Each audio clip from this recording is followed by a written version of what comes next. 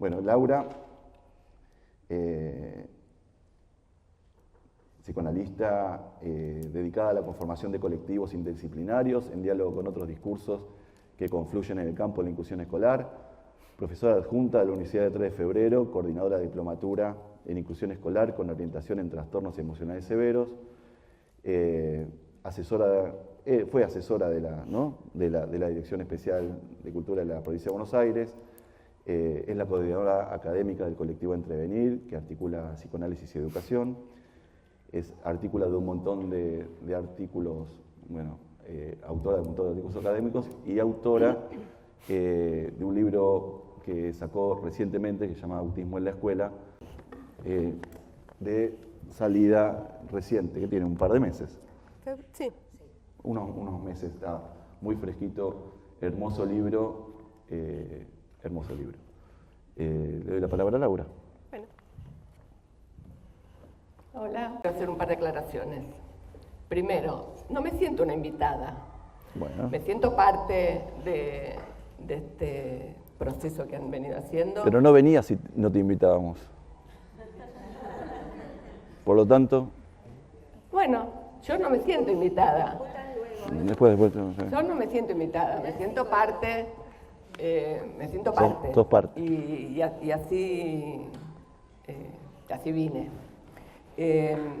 Bueno, por ahí hubiera venido igual, si sabía y no me invitaban. Bueno, no importa. Y lo segundo, vine a verlo a Mariano emocionado, porque muchos años trabajando con él, muy pocas veces. O sea, que es un acontecimiento.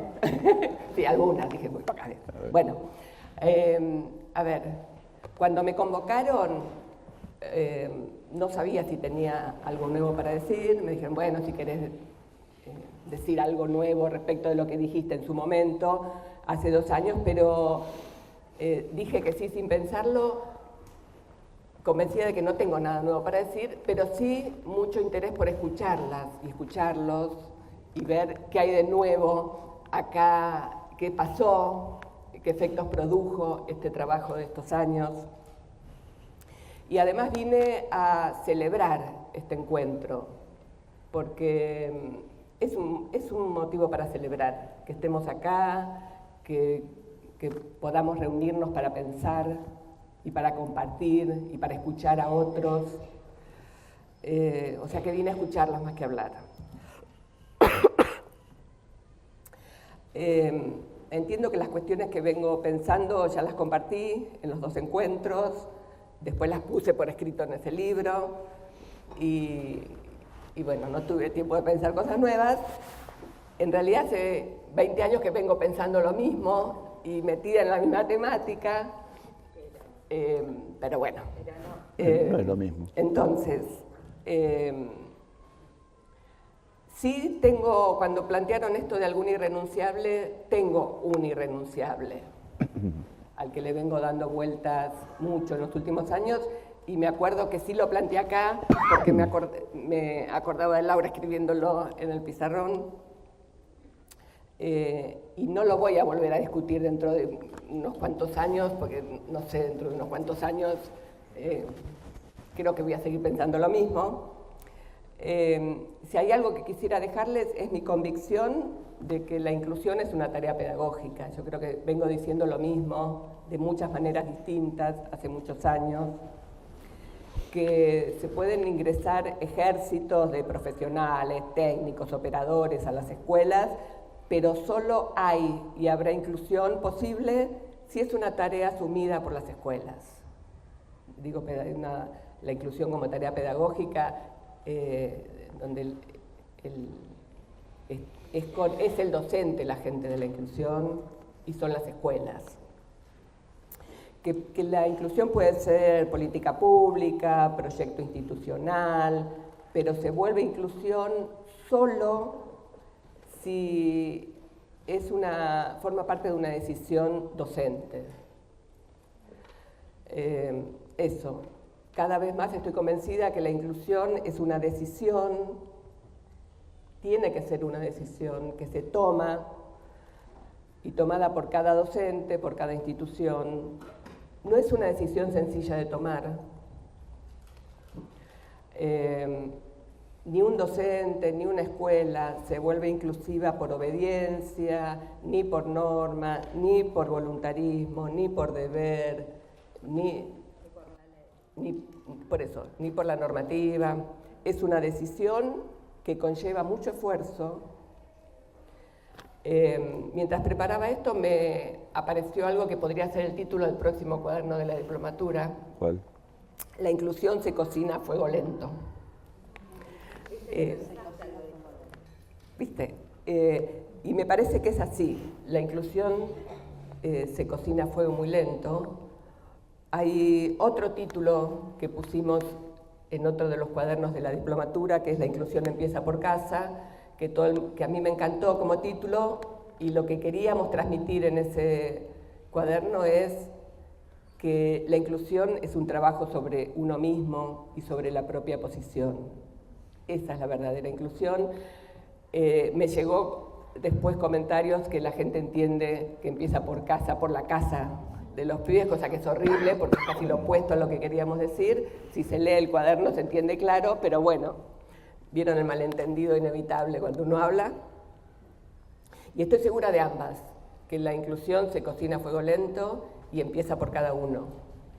Es el trabajo sobre cada uno. Necesita de tiempos y de una disponibilidad.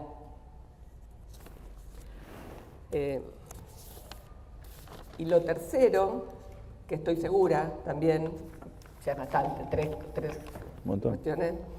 Esto sí lo fui comprobando en los últimos tiempos y lo puedo decir de esta manera.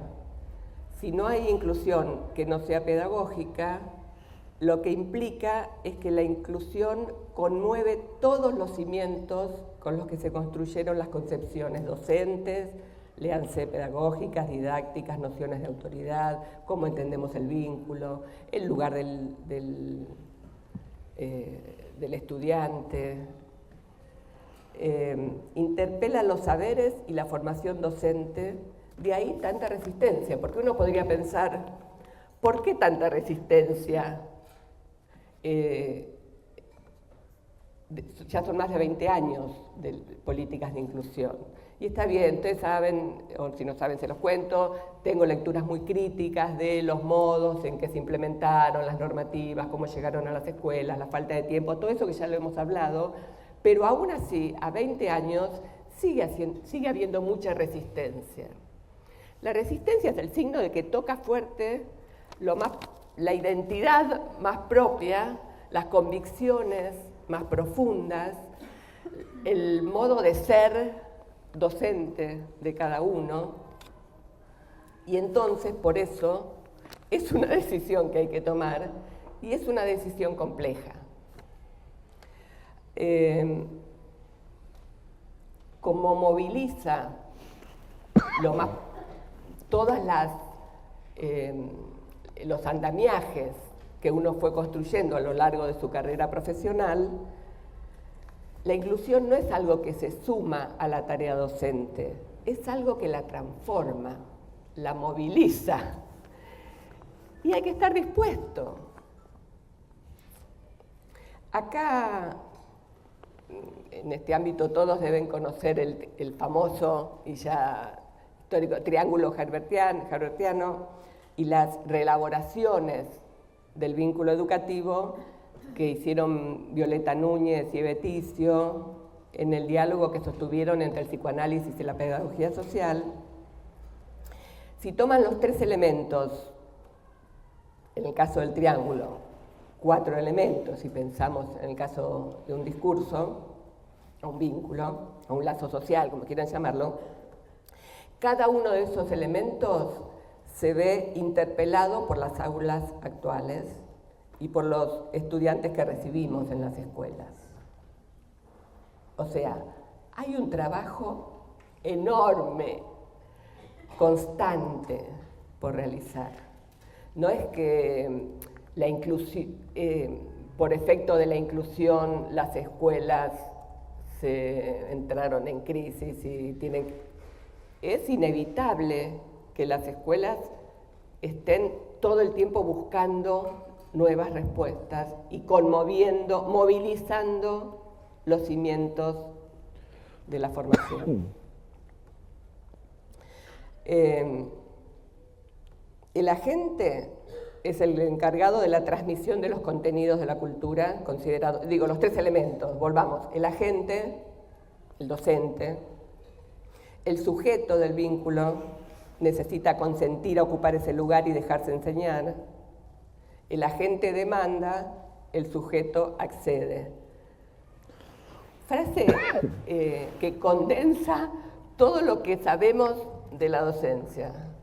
El docente demanda, el estudiante accede.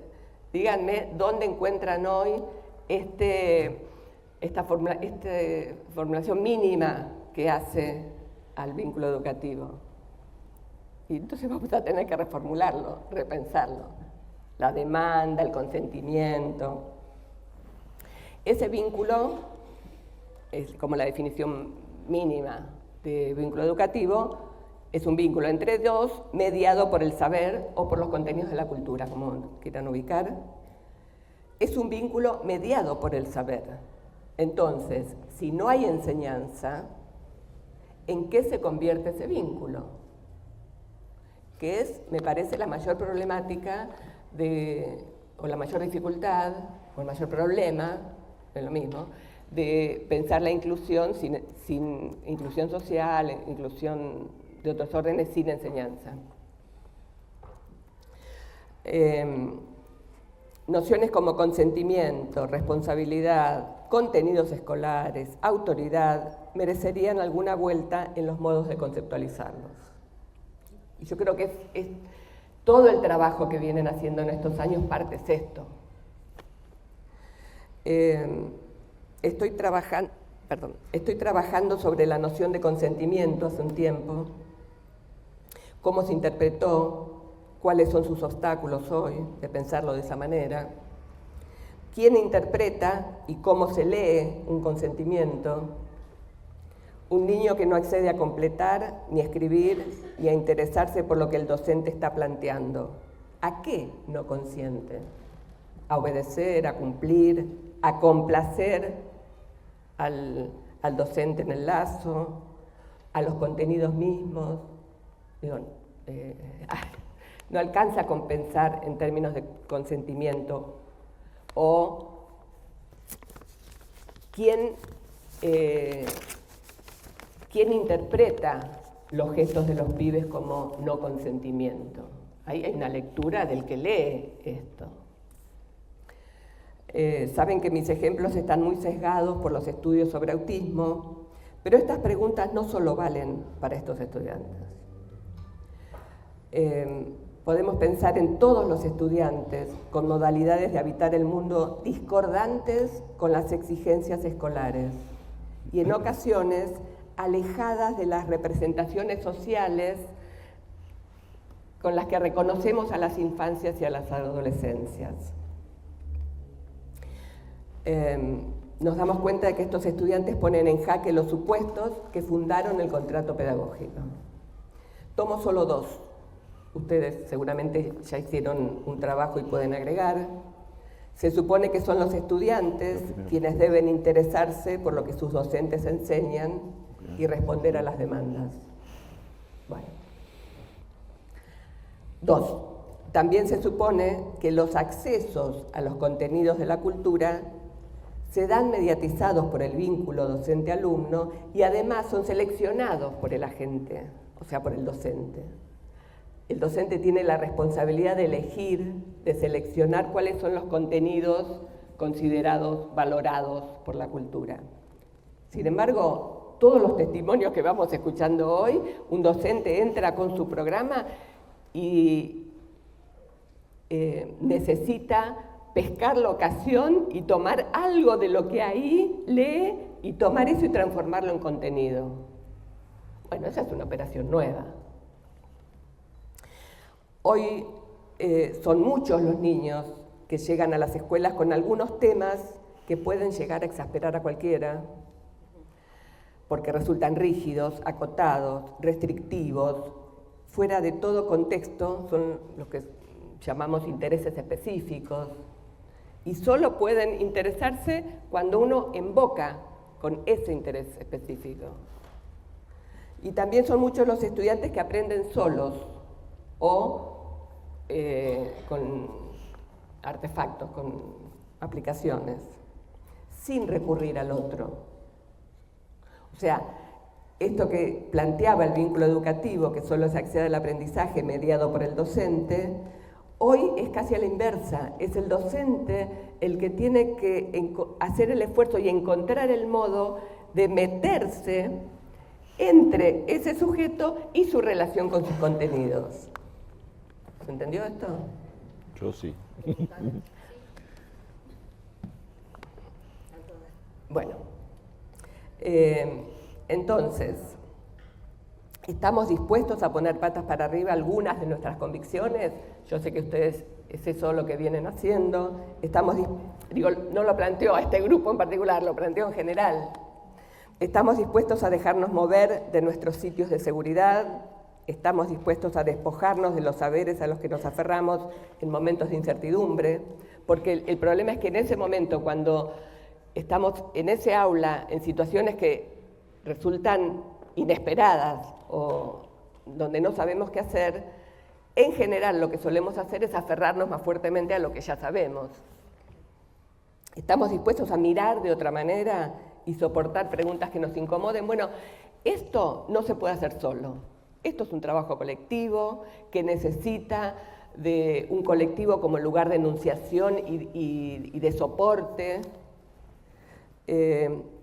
Y creo que ahí hay una decisión personal, subjetiva, que no se toma una vez y para siempre, eso por supuesto que no, se toma cada vez, frente a cada momento, cada situación que aparece y uno decide hacer algo o dejarla pasar.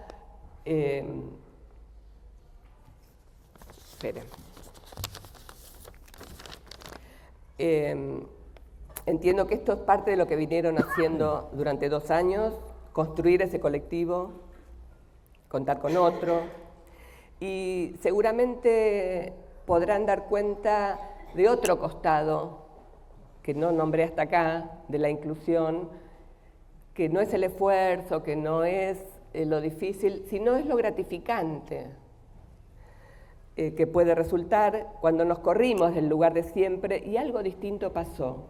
Eso distinto que pasó siempre va a ser chiquito, casi que después ni lo vamos a poder contar, porque cuando salimos de ahí ya pasó. Pero eso chiquito, ese detalle, esa mirada, ese gesto, esa palabra, es gratificante, o por lo menos me parece.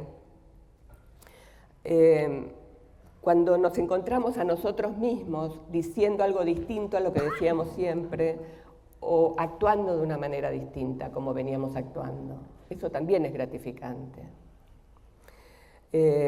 Gracias a Silvia que me mandó, ayer entré en crisis porque en esto de poder decir, retomar algo de lo que había hablado, no me acordaba que había hablado, no me acuerdo, le digo, vos tenés, no tenía mis apuntes, que siempre los tengo en la compu, no sé por qué, entonces me dice, mira, te mando lo que tengo, y ahí donde me mandó lo que tenía, encontré que, no me acuerdo dónde, Mariano, porque seguro que me ayudaste vos, hicimos una actividad donde les pedí una palabra, en Córdoba, una palabra, la primera palabra que les surgía asociada a inclusión.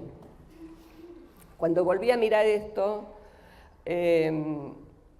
eran palabras muy políticamente correctas, no nos conocíamos tanto, no había confianza, con lo cual pusieron palabras que no permiten entrar en el trabajo, eran así como todas palabras algo desafectivizadas, derecho, corresponsabilidad, exclusión, vos podés, obligación, diversidad, como palabras que no tocaban a cada uno.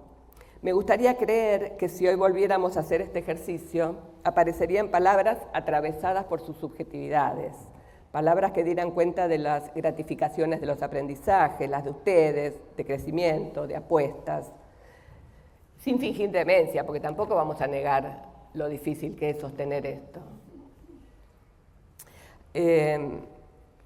Y quiero cerrar con esta idea del colectivo, que se necesita para sostener estos procesos subjetivos, institucionales, para compartir el desánimo cuando las cosas no salen como uno esperaba, para animarse a probar, porque me parece que de eso se trata la inclusión, simplemente de animarse a probar. Hasta acá.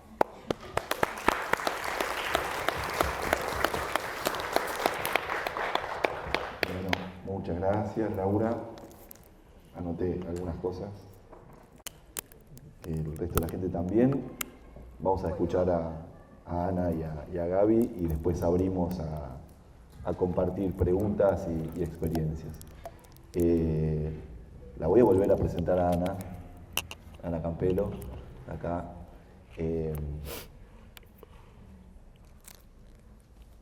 Actualmente laburando en Fundación, ¿no?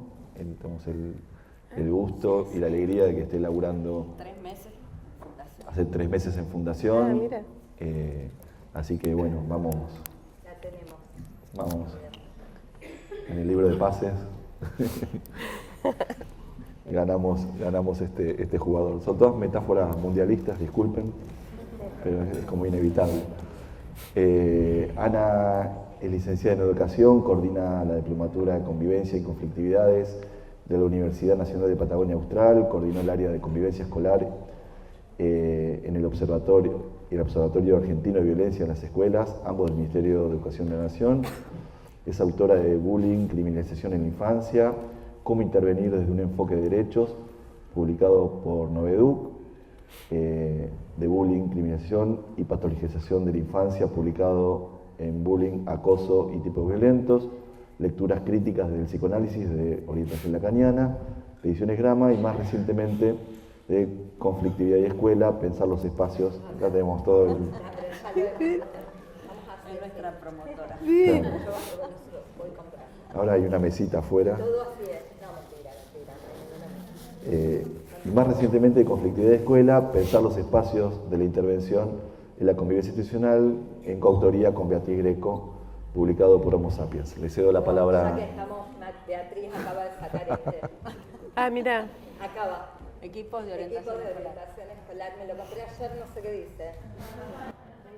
Pero igual Como experiencia. Pero es una garantía. Además hay experiencias de equipos de orientación del país. Y acá. Y en la segunda parte del de Ana escribieron juntas. Ustedes son potentes juntas. Bueno, Silvia es nuestra promotora. Gracias. Gracias, Mariano, Silvia, equipo de escuelas promotoras, por invitarnos a sumarnos a este proyecto y a este encuentro. Gaby y Laura, un placer compartir mesa con ustedes. Al igual que Laura, me pregunté qué aportar hoy, ¿no? Que no hubiera dicho allá hace un año, y también con las restricciones de la memoria, que yo también me preguntaba, ¿y qué habré dicho? Pero y pensé entonces resignificar las palabras de aquel entonces a la luz de las actuales coordenadas, ¿no? Porque vieron que la época se empeña en darnos material de análisis, por lo menos en temas de convivencia y violencia en las escuelas, bien nutrido. Así que tal vez traigo algunas palabras, y también a modo de conversación, no muy preparado, pero para abrir el diálogo luego, acerca de los episodios más recientes. Me refiero a al tiroteo, a la tragedia, porque cuando un chico mata a otro y en ese mismo acto se arruina la vida, no es una masacre, es una tragedia, sucedida en San Cristóbal, la provincia de Santa Fe, y a las posteriores amenazas de tiroteo aparecidas en los baños, muy posiblemente como un reto viralizado en alguna de las redes sociales, ¿no? Por lo menos tenían toda esa forma. Y con respecto al tiroteo, que la prensa inmediatamente salió a cubrir como bullying, casi un significante, un comodín para explicar lo inexplicable, pero que muchas veces obtura miradas que van más allá, ¿no? Nos quedamos en miradas perezosas y no explicamos la complejidad de los tiempos que nos toca vivir. 2 episodios, desde mi punto de vista, absolutamente diferentes, y que por tanto requieren tratamientos diferentes también. Y me preocupé por aquel entonces en hacer una distinción, les tomé prestadas categorías al psicoanálisis y perdonen si no a las chicas y a ustedes también si no lo reflejo tal cual, pero mi preocupación no tenía tanto que ver con una rigurosidad conceptual, sino con evitar o frenar algo así como lo que estaba viendo, y no solo en los medios de comunicación. Dicho sea de paso, agradezco que el tema haya salido hoy de los medios y que la agenda sea otra, y que dejen a las escuelas con la complejidad que ya de por sí afrontan cotidianamente. Y también por lo que venía viendo en las escuelas, ¿no? Esa sensación de una oleada inminente de tiroteos, y las escuelas ya puestas a identificar quién será el próximo francotirador. Fíjense que en el primero de los casos, y aquí sí tomo categorías del psicoanálisis, podríamos suponer, y digo podríamos porque nunca me gusta hablar de un caso singular, ¿no? La verdad que cada caso, el análisis es cada vez en situación, y porque depende de las variables subjetivas que siempre está presente en todo vínculo y por ende en toda forma de violencia, pero también de cuestiones de contexto, institucionales, sociales, etc. Pero podríamos poner algo así como lo que los psicoanalistas llaman un pasaje al acto, ¿no? Una respuesta frente a la angustia, sin elaboración, sin el otro, por fuera del orden simbólico. Mientras que, y que por tanto además son de alto riesgo para el sujeto y para otros, como ha sido en este caso. Y nadie se atrevería a decir cuándo vamos a tener, cuándo va a existir un próximo episodio con estas características en las escuelas. Yo no me atrevería, no podemos ser garantes de, pero lo cierto es que son episodios eventuales, ¿no? No es lo que sucede todos los días en las escuelas. Y fíjense que a diferencia en las amenazas de tiroteo, sí pareciera haber más una llamada al otro. Diría una llamada al mundo adulto, disruptiva, por cierto, no lo voy a negar, pero fíjense que no está ni por fuera del orden simbólico ni por fuera del otro. Los chicos escriben, los chicos anticipan, lo que permite suponer una inscripción en un orden simbólico. Y vuelvo a decir, no me quiero poner rigurosa conceptualmente, por otro lado de un campo del saber al cual no pertenezco, pero sí creo que me llamaron ese día, por esos días, a la Comisión de Educación de la Legislatura porteña, y así expresé esto, y dije que lo hacía justamente por lo que les anticipaba de separar una cosa de la otra, de poder cortar de algún modo esa sensación de un tiroteo inminente. Y no me equivocaba, porque a la mañana siguiente me despierto y mientras desayunaba veo las noticias en los diarios de una escuela primaria donde los chicos llevaban sus útiles no en las mochilas sino en bolsitas transparentes. Y la verdad es que los episodios fueron disruptivos, pero justo es decir que no fueron inesperados. El año pasado, hacia fin de año, en Mar del Plata, familiares incendiaron la casa de un nene de 10 años acusado de tocar a compañeritas de 6, 7 años. Y la noticia no tuvo tanta repercusión en la prensa. Claro está que los medios casi enunciaban de modo justificatorio, ¿no? El niño había manoseado a la niña, una comunidad, leía en alguno de los medios, una comunidad conmovida y organizada. Y claro está que un grupo de familiares incendia la casa de un niño de 10 años, lejos de dar cuenta de una sociedad conmovida y organizada, da cuenta de una sociedad que vio erosionar su tejido, su entramado social. Podríamos decir casi un episodio más del film, ¿recuerdan Relatos Salvajes? Que vertebra en sus episodios la venganza y que da cuenta de cierto fracaso, no quiero decir rotundo fracaso, de la operación de la cultura del volver del cachorro humano un sujeto social. Y la ira de los padres tampoco es espontánea. Hace 10, 12, 14 años atrás, Mariano decía que coordinaba el Observatorio de Violencia en las Escuelas y me encontré con los primeros casos de exacerbación de conflictividades absolutamente desmesuradas y desreguladas. Asuntos menores, y ya ni me gusta decir menores, porque como dice el refrán, sabemos dónde comienzan pero no dónde terminan, habituales en las escuelas, pueden dar lugar a una denuncia penal, pero de niños de 5 o 6 años. Pueden dar lugar a un escrache en las redes, con un mote que los va a acompañar de por vida, afectando su desarrollo subjetivo y vulnerando su derecho al desarrollo subjetivo de violador, de abusador. Y vuelvo a decir, puede ser lo que antes llamamos una exploración sexual en niñitos de jardín, en niñitos del nivel inicial. La sustracción, y a propósito no digo hurto, porque hacemos siempre el esfuerzo de corrernos de esta equiparación tan naturalizada en nuestro campo entre problemas de convivencia y delito, de una cartuchera, cualquier útil escolar, puede dar lugar a la demanda de los padres por cámaras de seguridad para identificar al perpetrador, entre comillas también, ¿no? El término. Bien, en aquel momento fue unos cuernitos en una foto de un niño de primer grado. Y la mamá concurre a decir a la escuela que hay bullying, y la escuela, la directora, con razón, desde lo técnico le dice que no era bullying, porque claro está, no era bullying. Sin embargo, su respuesta no tranquiliza a la madre, sino que considera que la escuela no recepciona o no dimensiona su problemática y contrata un abogado. Y el caso terminó a esa altura, el nene no iba más a la escuela porque la mamá no lo mandaba por miedo a las agresiones de sus compañeros, que a esa altura el chico manifestaba sentirse cómodo en la escuela, pero no hubo caso. Y ya a esa altura el problema ya poco importaba si había bullying o no había bullying. Un niño que no va a la escuela es un niño que está viendo vulnerados sus derechos. Pero es cierto que cuando la escuela es atacada, se pone a la defensiva y se pierde de ese terreno que es justamente el lugar de educar. Porque nadie dice que no está bien unos cuernitos, cualquier cosa que haga doler al otro.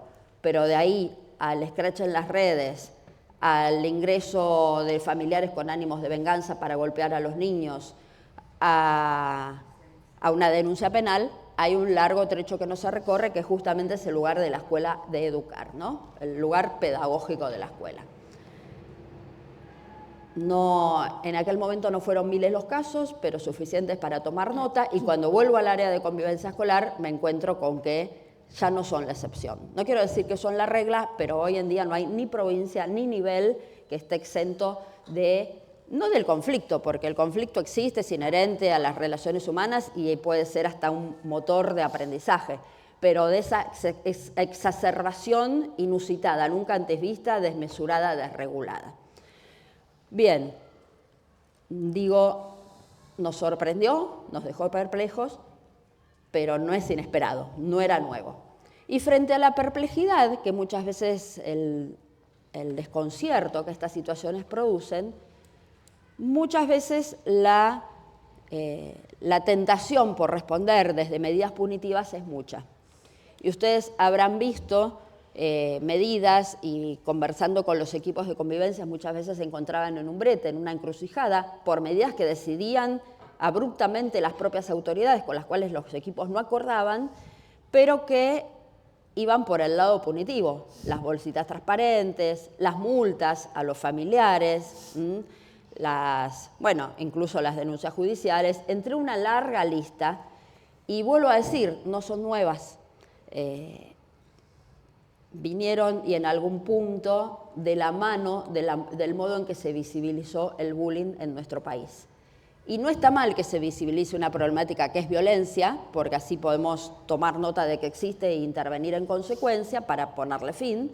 La escuela no puede quedarse impávida frente a situaciones de violencia, pero lo que me preocupó en aquel momento, y hoy me preocupa más aún, es el modo en que se hizo visible, por las representaciones que promueven del otro como enemigo, como amenaza, como fuente de peligro, y también por un combo, fíjense qué explosivo, porque la idea de que los docentes no van a hacer nada por proteger y por poner fin, que además es ese vacío, ¿no?, del otro enemigo y nadie que me protege, soy un objeto inerme a merced de ese otro, es lo que habilita la venganza.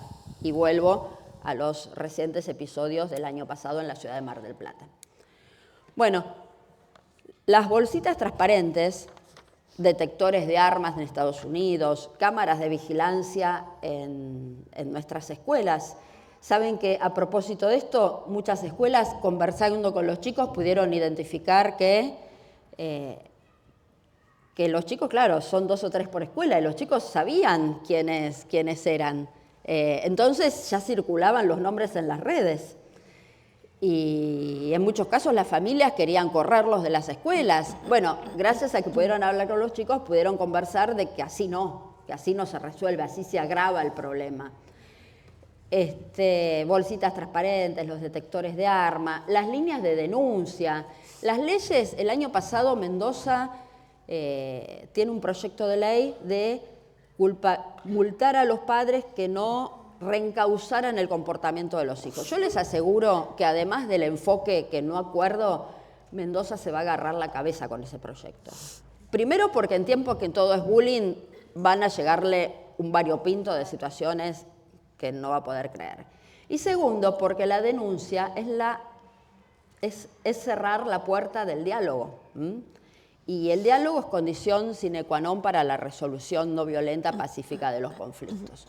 Bueno, son medidas que, lejos de solucionar, no solo no solucionan, sino que agravan la problemática. ¿Por qué? Porque parten de la convicción de que el otro es una amenaza, pero con su sola presencia nos indican que el otro, refuerzan esta idea, agravan esa fragmentación de que el otro es una amenaza efectivamente. Cuando el otro es una amenaza, no hay coexistencia posible, no es él, o sea, es él o yo, no hay lógica de convivencia posible. En un film, Van Van, estás muerto, la directora un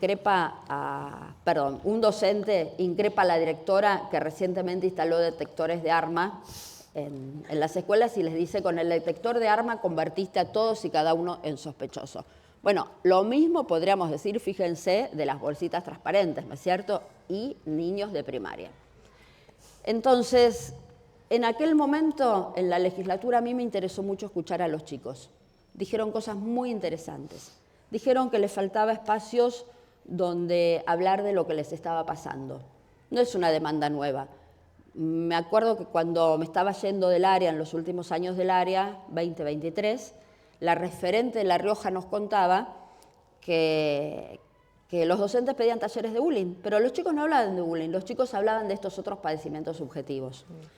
Y participé ese mismo año en Parlamentos Juveniles en Misiones y los chicos pedían poner la salud mental de niñas, adolescentes como prioridad de la agenda pública. Creo que ahí hay una demanda que hace tiempo, como sociedad, queremos dar vuelta a la página, pero a mí me parece que el encuentro con la vulnerabilidad estructural del sujeto humano, producto de la pandemia, y que hoy se agrava también a la luz de un Estado que en algún punto se retira de su función de estado de bienestar y que deja a los sujetos librados a ese desamparo estructural, no es gratuito, no es sin efectos en la subjetividad. Y así como es importante no patologizar, porque un chico que mueve las piernas no es un TDAH, a mí me parece que también es importante no desatender la salud mental. Hace tiempo que lo vengo diciendo y nos ha pasado con Bea Greco de presentar programas y cuando nos referimos a alojar los efectos de malestar de la pandemia nos dicen: no, eso sáquenlo porque ya pasó. No es cierto que pasó, no pasó. Y hoy se hace ver en las escuelas, muchas veces con la forma de violencia, las emociones engañan y muchas veces la ira lo que expresa es la angustia. Pero también con desgano, apatía, el aumento de las consultas en consultorios, el aumento de enfermedades psicosomáticas a las que nos refieren los médicos, accidentes, etcétera, etcétera. Entonces creo que frente a la coyuntura, creo que, vuelvo a decir, es difícil porque una parte muy significativa de nuestra sociedad punitiviza a los niños, los demoniza. Si ustedes ven en las redes qué escribe una parte de la ciudadanía a las familiares que incendiaron la vivienda de un niño en Mar del Plata, van a tener escalofríos, se los aseguro. O a los padres que entran a golpear a los chicos que hacen bullying a esa escuela, es preocupante, es alarmante. es evidente que la tarea de restitución del vínculo hoy es contracultural y es contrahegemónica. Pero vuelvo a decir, no podemos hacernos ecociego, quedar atrapados en demandas punitivas, que no solo por un enfoque de derechos que sostenemos, también porque son ineficientes. Son ineficientes. Imagínense en las escuelas de Estados Unidos, los detectores de arma no previenen el fatal desenlace. Imagínense que van a prevenirlo las bolsitas transparentes. Si va a haber un pasaje al acto, lo va a ver en la puerta de la escuela, ¿no? ¿Y en qué cambia el asunto? La verdad, no, eso no solo no previene, sino que además, vuelvo a decir, agrava la situación. Porque le decimos no solo desatendemos lo que nos están diciendo los chicos, sino que a todos y a cada uno lo tratamos de posible francotirador. Bueno, los chicos manifestaron que no tenían espacios para hablar de lo que les estaba pasando, manifestaron la hipocresía del mundo adulto, de que se permiten amplios márgenes de violencia, pero a la vez son muy punitivos para con ellos, y se refirieron a la baja de la edad de imputabilidad. Bueno, vuelvo a lo sucedido en Mar del Plata y tengo que darles la razón a lo que dicen los chicos. Manifestaron la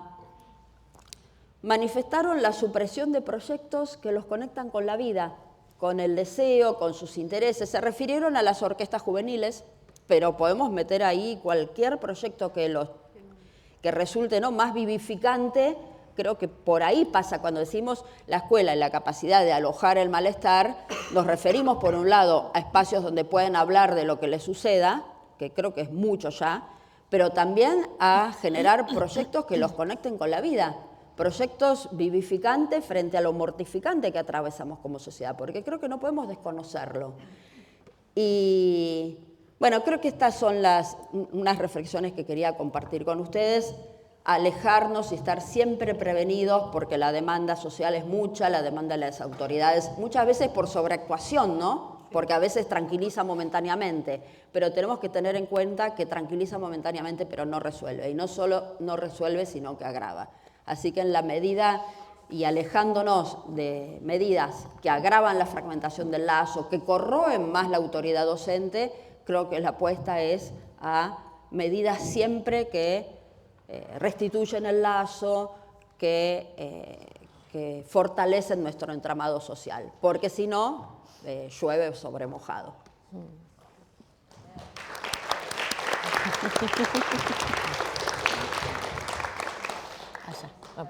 Perdón, a Mariana. Gracias, Ana.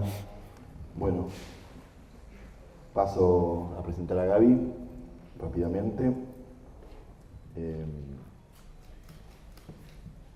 Gaby es codirectora de DUPAS, Comunicación Educativa, Asociación Civil, coordinadora general de la red Vivir Sin Violencia, Servicio de Prevención, Atención y Orientación en Violencia de Género y Violencia hacia Niños, Niñas y Adolescentes de SUTER y FATERI, co-creadora del proyecto ESI Recursos Lúdicos y consultora y formadora docente en ESI, desarrolla juegos educativos, recursos didácticos, diseña y coordina programas de promoción de la salud y de derechos.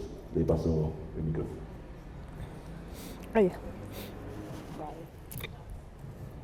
Bueno, primero gracias. Gracias en el sentido más profundo, ¿no?, de haber sido convocada. Realmente las admiro mucho y me es muy grato estar acá. Y gracias por la apuesta también, en un buen sentido. Justo hoy quería hablar algo de las apuestas y no en pero en el sentido de la apuesta pedagógica, política, de escuelas promotoras, contracultural. Me traje también esa palabra que a mí me conmueve, ¿no?, pensarlas a ustedes en este trayecto, en un tiempo largo, con un proceso, reflexionando sobre ustedes mismos y sobre los chicos y chicas y sobre las instituciones. Y me parece, nada de eso les quería expresar. Primero mi admiración y mi agradecimiento por invitarme a ser parte. Realmente creo que es un momento donde la resistencia es necesaria. La voy encontrando en un montón de lugares, así que parecen chiquitos, medianos, más grandes, pero que están como por fuera de los márgenes del río, ¿no? De lo que vemos en los medios y, bueno, y de los discursos que circulan. Y me parece muy importante que valoricemos y revaloricemos estos lugares de conversación, no solo de repensarnos, sino de conversar con tiempo, poniendo todo el cuerpo a disposición para encontrarnos, el cuerpo, las emociones, la cabeza, todo.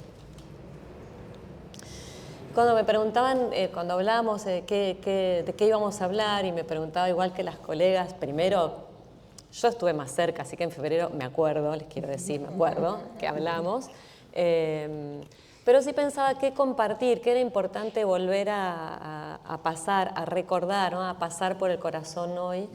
Y también mi primera pregunta era, ¿qué les habrá quedado a ustedes? ¿No? O sea, porque qué importa qué es lo que yo me acuerde, sino qué importa qué es lo que se acuerden y qué hayan podido hacer con eso. ¿Vieron esto del aprendizaje también, que es cuando se hace operativo, es cuando aprendemos de verdad, ¿no? Cuando no solamente lo escuchamos, lo anotamos, sino que después lo hacemos carne, lo hacemos vital en los espacios en los que nos manejamos.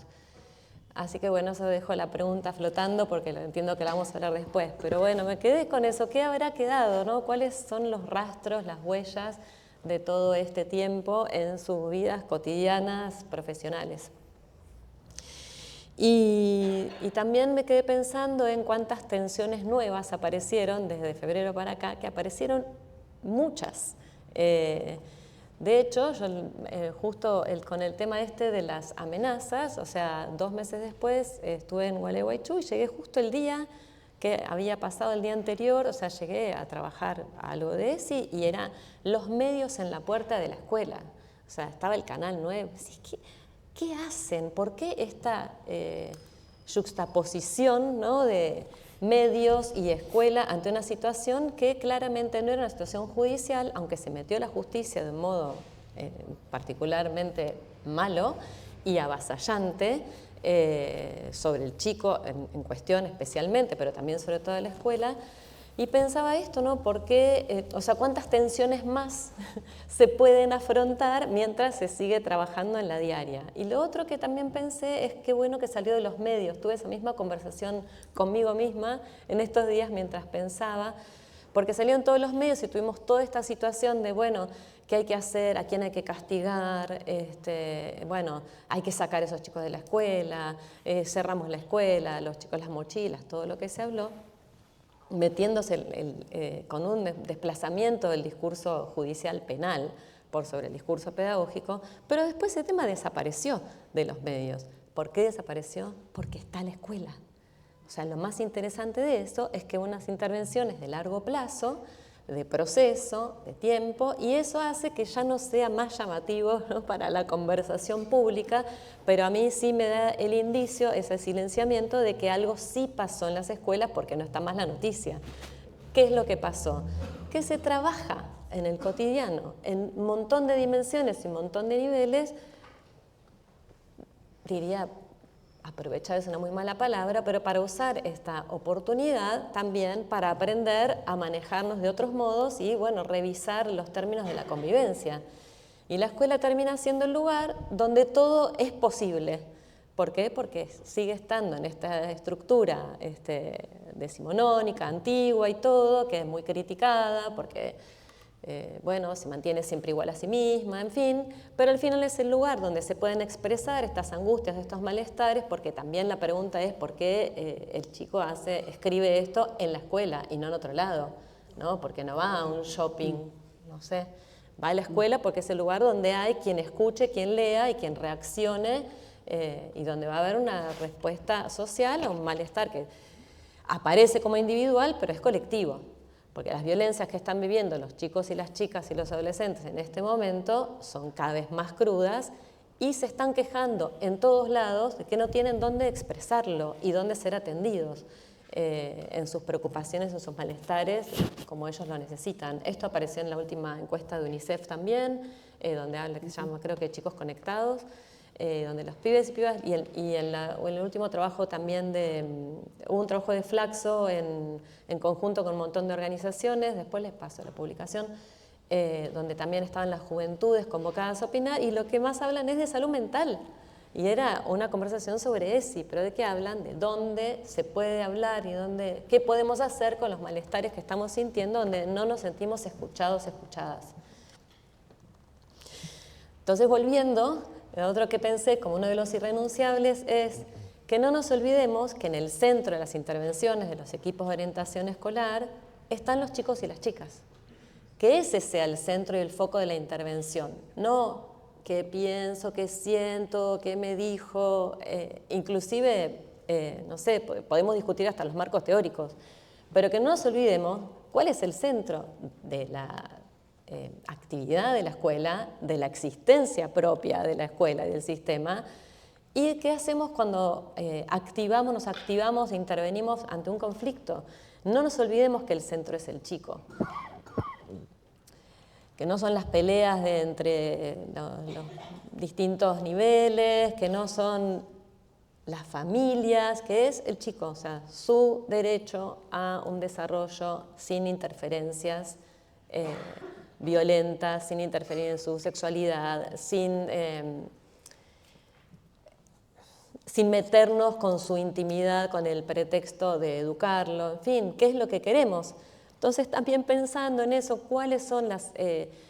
Como no salimos inermes de ninguna intervención, todos salimos tocados y modificados, ¿no? Entonces pensaba, por un lado, ¿cómo ustedes han salido? ¿Qué ha significado la intervención de este proyecto Escuelas Promotoras en ustedes, en mí, en los chicos y chicas con los que ustedes trabajan, ¿no? Como cuál es el significado, a dónde va esa transformación, qué queríamos transformar y qué hemos logrado. Porque es como esto cuando miramos en la intervención, que es un episodio disonante ante el que intervenimos y bueno, no sabemos bien qué hay que hacer porque se repiten pero son nuevos, hay que mirar el contexto, hay que mirar alrededor, hay que mirar qué pasa con ese chico, esa chica en particular, pero qué queremos lograr. Porque si no, a veces nos perdemos con lo que nos afectan esas situaciones, nos sentimos tan afectados, tan conmovidos, que a veces no sabemos qué hacer o el impacto es tan grande. ¿Y qué es lo que queremos hacer con la intervención? Volver a preguntarnos cada vez cuál es el sentido pedagógico de la intervención. Me lo pregunto mucho por la intervención particular de esa jueza en Gualeguaychú, que intervino, creo que con buena intención, con muy mal sentido de lo pedagógico, porque claro, no sabe, es jueza, tiene que ver cómo se metió ahí por encima, digamos, de la autoridad pedagógica, y volver a pensar en lo que sí sabemos, que es qué sentido pedagógico, educativo, transformador tiene lo que hacemos para ese chico, para esa chica, y para la comunidad en general. La vez pasada yo hablé de las puertas de la ESI, seguro se acuerdan, que tiramos unos lindos avioncitos y hubo como lo hicimos de un modo muy alegre, hablando de situaciones difíciles, y siempre me parece que como es una oportunidad la ESI para mirar la institución desde distintos lugares. Y voy a volver a traerlo de las puertas porque para mí es una conceptualización muy sencilla no por simple, pero como directa para poder mirarnos y mirar cómo ingresar con nuevas ideas o estos pensamientos sobre nosotros, sobre la educación, sobre los chicos y las chicas por distintos lugares, puertas y ventanas. Y bueno, vuelvo a lo que decía Laura, ¿no? Primero la revisión del propio posicionamiento. Sin eso es imposible trabajar bien. Revisar el propio posicionamiento, porque si no estamos como atravesados nosotros también por nuestra historia, nuestro contexto, el impacto que ha dejado en nuestro cuerpo, en nuestra memoria, las huellas de nuestras propias historias, sufrimientos, padeceres, crianza, falta de ESI, todo lo que nos pasó, y desde ahí no es el mejor lugar para actuar con sentido pedagógico. Revisarlo para poder hacer otra cosa, no revisarlo para decir igual, no con indulgencia, sino con una mirada reflexiva, aceptarnos también y aceptar que esas tensiones existen y que eso es lo que nos cuesta. Vos decías lo de las palabras de la inclusión, claro, porque después están los cuerpos ahí. Entonces, yo me acuerdo mucho, ¿se acuerdan de Gabriela Mancilla? Ella en un momento habla de su hija trans y dice, sí, ahora todos, hablamos de hace unos años, ¿no? Ella decía, sí, claro, se la acepta, se le dio el documento, muy lindo, ahora, si va a ser la novia de tu hijo, a ella no la aceptamos tanto, pero porque te impacta que su novia tenga, no sé, unos pelos negros, pelos en las axilas, que sea tan discordante con lo que se espera de una adolescente, ¿no? Entonces, en el encuentro con los cuerpos, con las personas reales en la escuela, con los chicos y las chicas y con quienes son, hay unas tensiones y unas cosas bastante difíciles de resolver, porque hay olores que nos dan asco, no sé, que nos desagradan, nos producen cosas que tienen relación con nuestras propias historias y cómo nosotros, con nuestra propia fábrica emocional, ¿no? De dónde vienen las cosas que sentimos, pero que bueno, las sentimos, están ahí, y lo que hay que tener mucho cuidado es no reaccionar desde ahí. Un consenso de esto, ¿se acuerdan también de los consensos básicos que hablamos? Que lo dijimos al final y quedó ahí, que yo los aprendí con Marta Weiss, buena amiga de Beatriz Greco, que una de las cosas que es muy importante es no responder ante una situación desde nuestro propio sistema de valores y creencias. ¿Por qué? Porque todos creemos que tenemos el mejor, pero para nosotros mismos es el mejor. No es el mejor para responder ante una situación disonante en la escuela.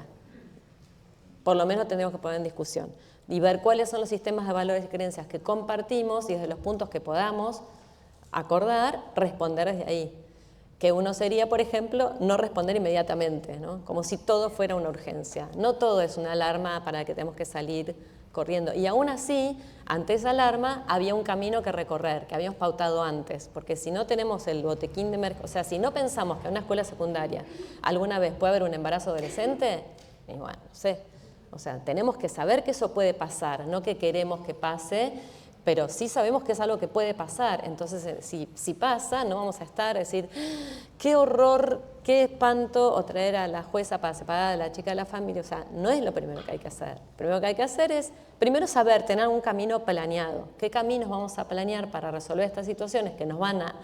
No podemos anticiparlas todas, pero sí sabemos que hay cosas en la convivencia que van a pasar, porque hay una historia, porque hay mucha escuela atrás nuestro, y prepararnos juntos, juntas para eso.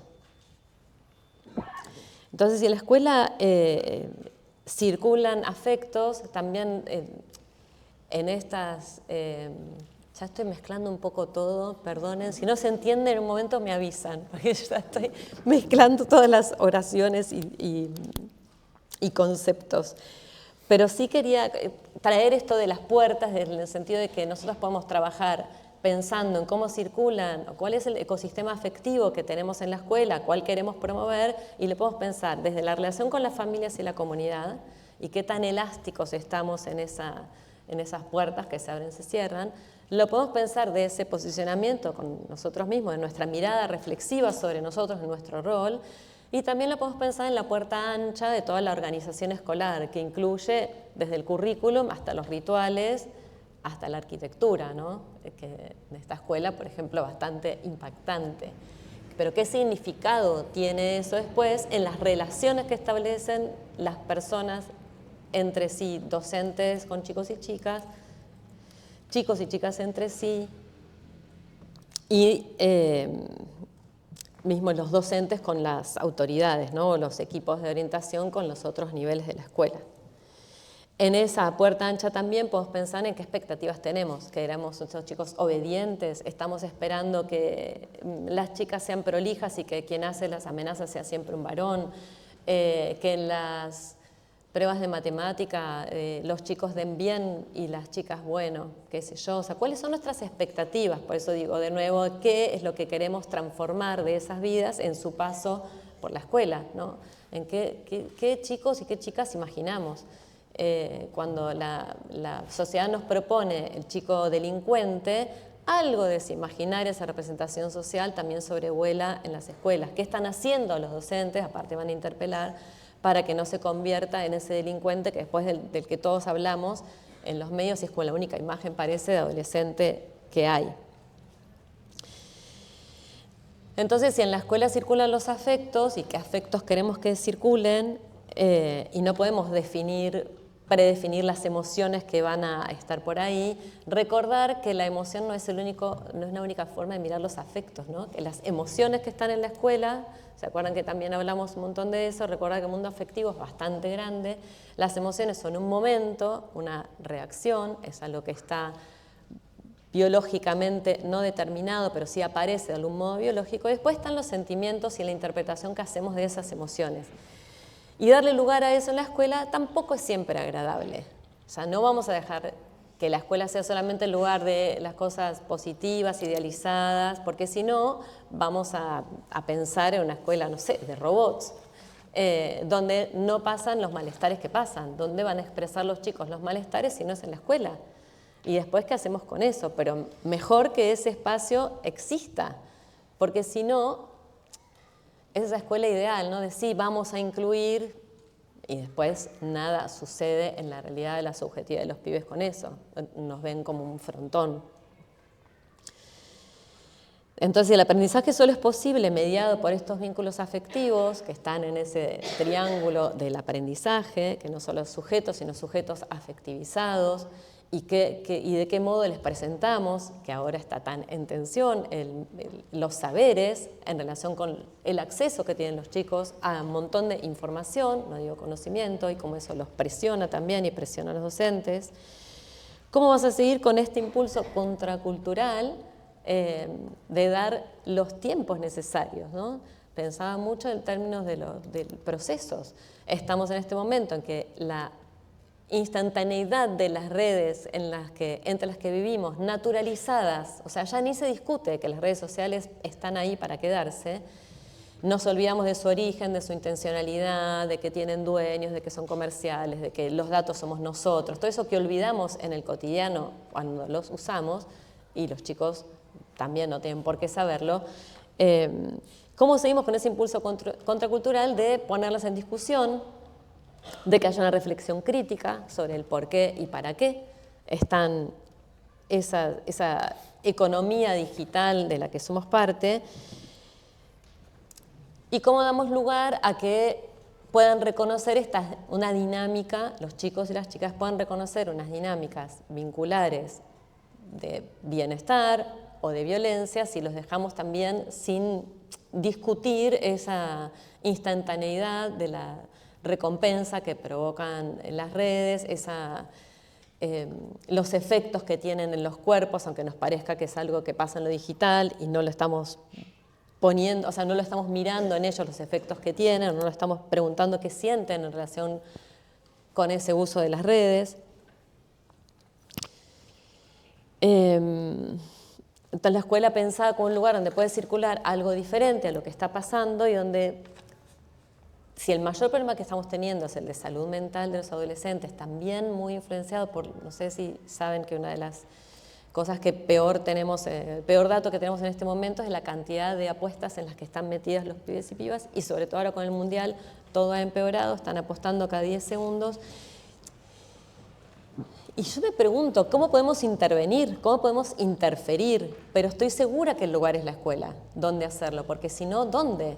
Es el lugar donde podemos sentarnos a pensar sobre eso y sin sacarles el celular, porque sería también sacarles algo que realmente les resulta muy identificatorio. ¿Cómo hacemos para que eso pueda ser discutido en este otro tiempo que tiene la escuela? Y la pregunta es si quizás la escuela ahora es el lugar donde generamos una posibilidad de prestar atención a los cuerpos, de prestar atención a lo que nos pasa entre nosotros, de prestar atención a un texto por un largo tiempo, de prestar atención a un tema que no está en los medios ni en los eventos digitales que tenemos alrededor. Respecto a la ESI, también para decir que viene a ser muy discutida y seguramente vieron esta discusión en los medios que vuelve a aparecer, que recordemos que estamos hablando de los derechos, de nuevo poniendo a los chicos y chicas en el centro, que es un derecho humano. La ESI está reconocida internacionalmente en todas las leyes y marcos internacionales y nacionales, y que cuando restringimos un derecho, restringimos el acceso a otros. Los derechos están ligados entre sí. Cuando no se puede acceder a uno, no se puede acceder a otros que están concomitantes con ese. Entonces, también tener en cuenta que para discutir un poco y seguir siendo un espacio diferente y donde realmente acompañamos a los chicos y chicas en su desarrollo, la ESI es un derecho, no es una ideología. es una forma de mirar la escuela, de mirar el desarrollo de los chicos, de acompañar y de escucharlos y de reconocer quiénes son. No es el lugar donde transformamos a las chicas en chicos y a los chicos en chicas, eso sería imposible de hacer.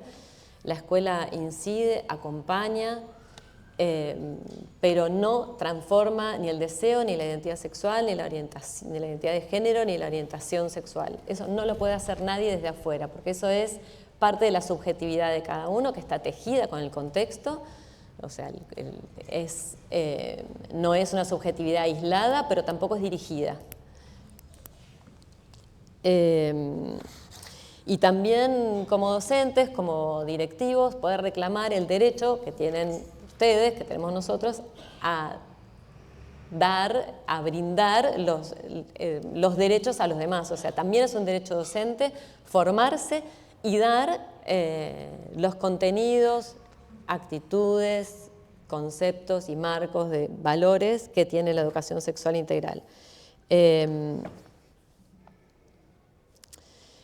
ese marco también pensé un poco en cómo está en este momento socialmente la deslegitimación del lugar docente, del lugar de la escuela, y también creo que tenemos que resistir a eso porque es un lugar donde podemos reclamar los derechos, resistir, aún en esta situación donde con mucha crítica y con mucha desvalorización social y hasta desvalorización económica, ¿no?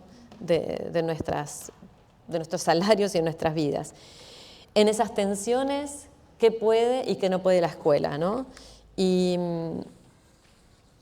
seguir trabajando desde escuelas promotoras y también desde cada uno en cómo leemos las situaciones conflictivas, cómo leemos esos cuerpos que están ahí presentes, cómo leemos nuestras intervenciones, desde qué marcos teóricos, si usamos el psicoanálisis, la educación o si usamos el marco jurídico, sepamos desde qué marco vienen las cosas que pensamos, porque eso también a veces se nos desplazan conceptos de un lado al otro y no siempre están bien aplicados, y en esa mala aplicación vemos a los chicos como si fueran grandes, o vemos a los chicos como delincuentes, o nos tomamos a nosotros como jueces y partes, porque somos adultos. Bueno, demos lugar en cualquier situación a pensarla con otros. Recordemos que el copensar es lo que nos mejora las intervenciones, no nos garantiza el resultado, pero nos mejora las intervenciones, y que la participación en esas resoluciones sea de más de una persona y de más de un actor, tomando en cuenta lo que los diferentes actores piensan y sienten. O sea, abrir más lugares al diálogo, cada vez más lugares al diálogo, es lo que es necesario. Y también la escuela, en el sentido de revitalizar, que decían recién, no olvidemos que es un lugar de una experiencia real de contacto y de convivencia, que con todas sus asperezas es un gran lugar para que pasen las cosas. Los chicos y chicas están necesitando lugares de experiencias reales, de encuentro con otros, lo malo y lo bueno, pero con otras personas, donde el efecto también de lo que le hago al otro es más visible y donde hay un adulto o una adulta que puede intervenir en eso para mejorar el bienestar de ambos. Y donde no voy a ser juzgado por todo lo que hago, sino voy a ser acompañado, ¿no? en mi desarrollo. Bueno, gracias.